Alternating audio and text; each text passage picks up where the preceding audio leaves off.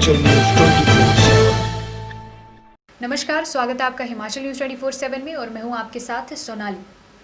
आइए महानुभाव, आज फिर केंद्रीय वित्त राज्य मंत्री अनुराग ठाकुर के बहाने कोरोना वायरस के विराम पर किए जा रहे हर स्तर के प्रयासों पर एक नजर दौड़ाई जाए। आप सभी को विदित ही होगा कि वैश्विक महामारी कोरोना वायरस पर विजय पाने के लिए समूचा देश एकजुट होकर न केवल इसके विरुद्ध जीत के लिए अपना योगदान ही दे रहा है, अपितु विभिन्न स्तरों पर अपने दायित्वों का निर्वहन करके इस महामारी के प्रकोप को दूर करने के लिए पूर्ण सजगता से दिन रात कड़ा संघर्ष भी कर रहा है। साहब, शायद यह हमारी एकजुटता का प्रमाण है कि यह संक्रमण इतनी तेजी से अपने पांव देश में नहीं पसार सका, जिस तेजी से उसने विश्व के अन्य देशों में मौत का अंधा तांडव किया है। आंकलन किया जाए तो वर्तमान में कोरोना से मरने वालों की संख्या का अनुपात भारत में अन्य देशों की अपेक्षा अत्यंत कम है, लेकिन इसका अर्थ यह नहीं है कि हम निर्धारित दिशा निर्देशों का पालन ना करें। साहब, कोरोना वायरस के चलते हर वर्ग के लोग इस संक्रमण से बचने के लिए न केवल अलग अलग माध्यमों से लोगों को इस रोग के बारे में जानकारियां उपलब्ध करवाकर इससे बचने के लिए जागरूक ही कर रहे हैं, अपितु यह संक्रमण और अधिक तेजी से ना फैले इसके लिए हर संभव प्रयास भी कर रहे हैं।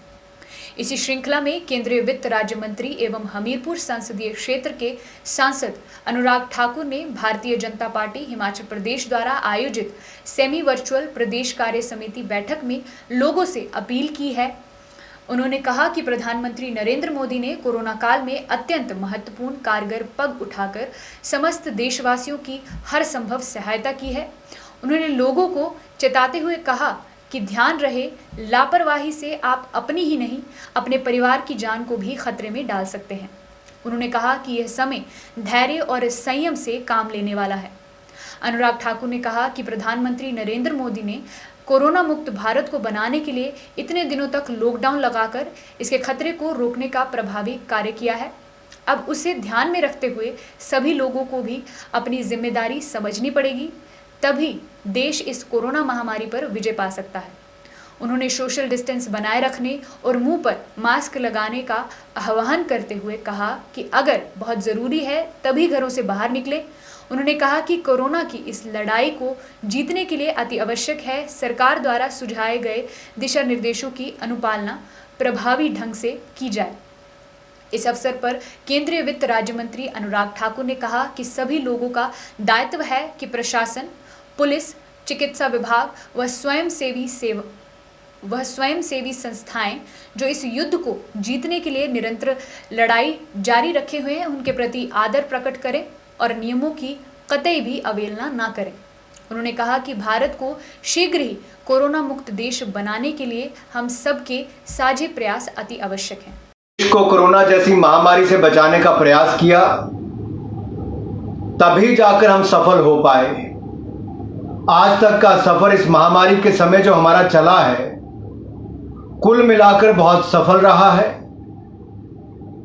क्योंकि दुनिया भर के देशों में जहां 1 लाख लोगों पर लगभग 4.5 लोगों की मृत्यु होती है, भारत में वो 0.3% है, बहुत कम है।